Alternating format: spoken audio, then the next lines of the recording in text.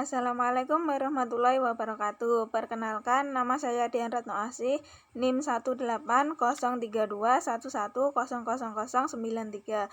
Di sini saya akan menjelaskan tentang analisis cojoin, analisis jalur, dan analisis time series. Yang pertama yaitu analisis cojoin. Pengertiannya, analisis cojoin adalah sebuah teknik analisis yang digunakan untuk menentukan tingkat kepentingan relatif berdasarkan persepsi pelanggan yang dibawa oleh suatu produk tertentu dan nilai guna dari atribut-atribut produk terkait. Untuk menentukan tingkat strategi pemasaran, analisis cojoin ini sangat tepat dan sangat baik digunakan. Analisis cojoin sendiri mempunyai tujuan, yaitu menentukan kepentingan relatif dari atribut di dalam pemilihan oleh pelanggan. Tujuan dari analisis cojoin yang kedua yaitu mengestimasi pangsa pasar merek yang berbeda dalam tingkat level atribut. Yang ketiga yaitu membuat segmen pasar berdasarkan preferensi kemiripan untuk level atribut. Tujuan analisis cojoin yang keempat yaitu menentukan merek yang paling disenangi oleh pelanggan atau konsumen. Di dalam analisis cojoin, jenis variabel yang digunakan yaitu ada dua, yaitu variabel independen dan variabel dependen. Variabel independen atau variabel bebas merupakan variabel yang mempengaruhi atau menjadi sebab perubahan atau timbulnya variabel tarikat atau variabel dependen. Sedangkan variabel dependen sendiri merupakan variabel yang dipengaruhi oleh variabel independen itu sendiri. Di dalam analisis cojoin, jenis data yang digunakan yaitu data metrik dan data non-metrik. Data metrik itu terdiri dari data yang berskala interval dan rasio, sedangkan di dalam data non-metrik itu terdapat data yang berskala ordinal, nominal, dan kategorial. Data metrik sendiri digunakan untuk memperoleh data dalam bentuk metrik. Di sini responden diminta untuk memberikan nilai atau rating terhadap masing-masing stimuli. Dengan cara ini, responden atau pelanggan bisa memberikan rating atau penilaian terhadap masing-masing stimuli secara terpisah. Data non-metrik adalah data yang digunakan untuk memperoleh hasil data dalam bentuk non-metrik.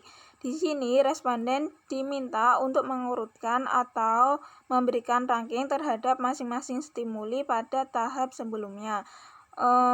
Pelanggan bisa memberikan rating dari 1 sampai terakhir sesuai dengan keinginan konsumen atau pelanggan, sampai urutan terakhir adalah yang paling tidak disukai.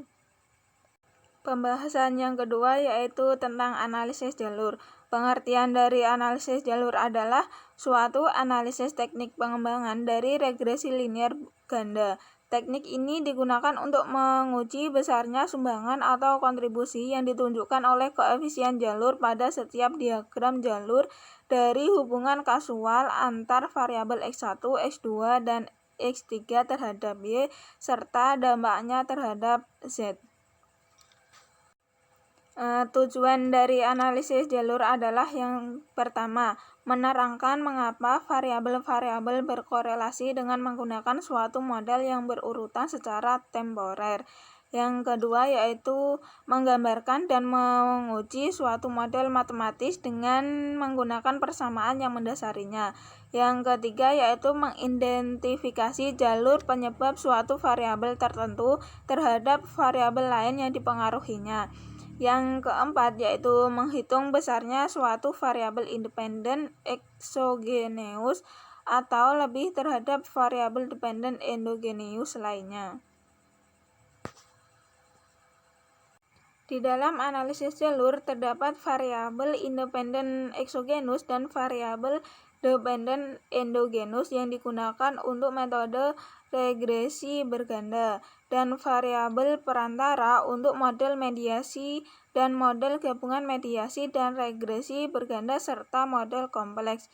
Variabel independen eksogenus merupakan variabel yang mempengaruhi atau menjadi sebab timbulnya variabel dependen endogenus.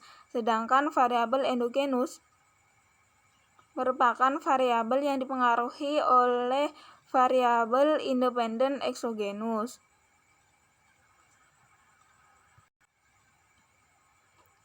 Variabel perantara merupakan variabel yang berada di antara variabel independen eksogenus dan variabel dependen endogenus, sehingga variabel independen eksogenus tidak langsung berpengaruh terhadap variabel dependen endogenus.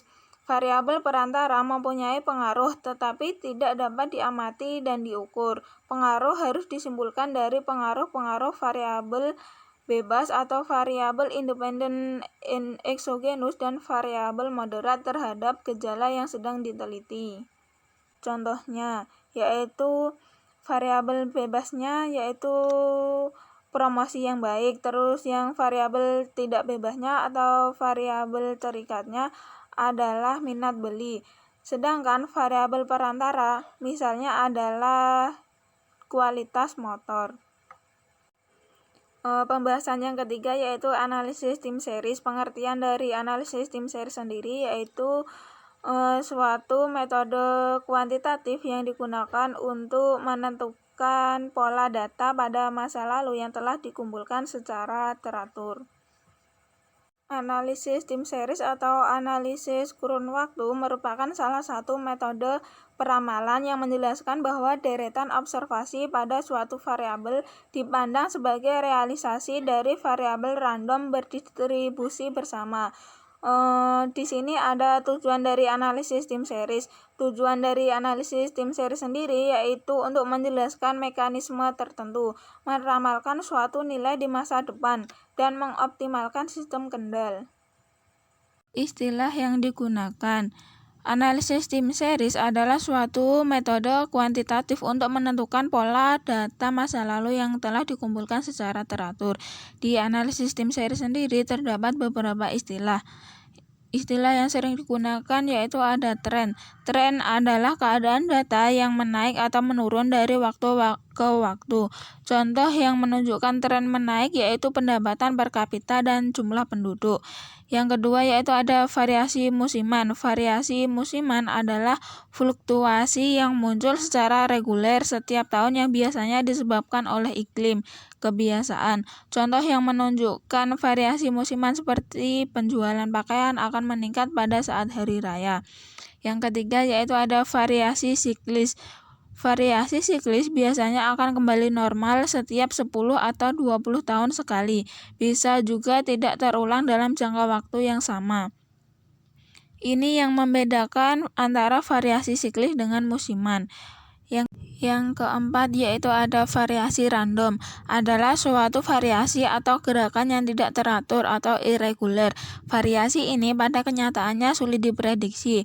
Contoh variasi ini dalam data tim series karena adanya perang, bencana alam, dan sebab-sebab unik lainnya yang sulit diduga. Yang kedua yaitu ada stasioneritas.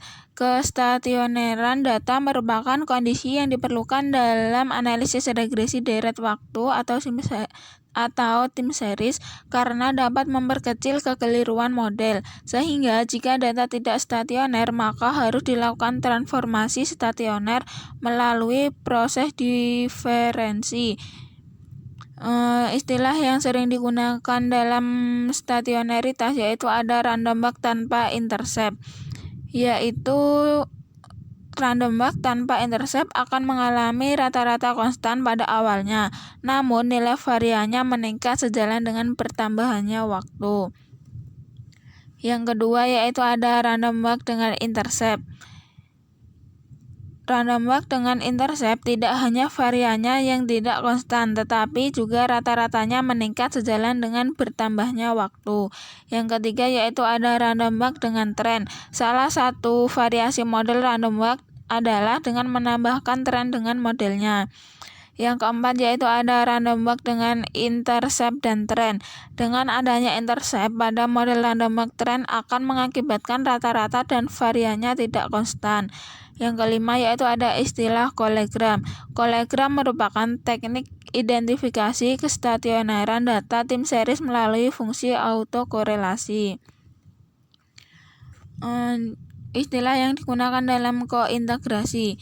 Uji kointegrasi sendiri merupakan salah satu metode untuk mengidentifikasi kemungkinan adanya hubungan kesetimbangan atau equilibrium jangka panjang antara variabel independen dan variabel dependen. Istilah yang digunakan yaitu ada Error Correction Mechanism atau ECM, merupakan analisis data tim series yang digunakan untuk variabel-variabel yang memiliki ketergantungan yang sering disebut dengan kointegrasi.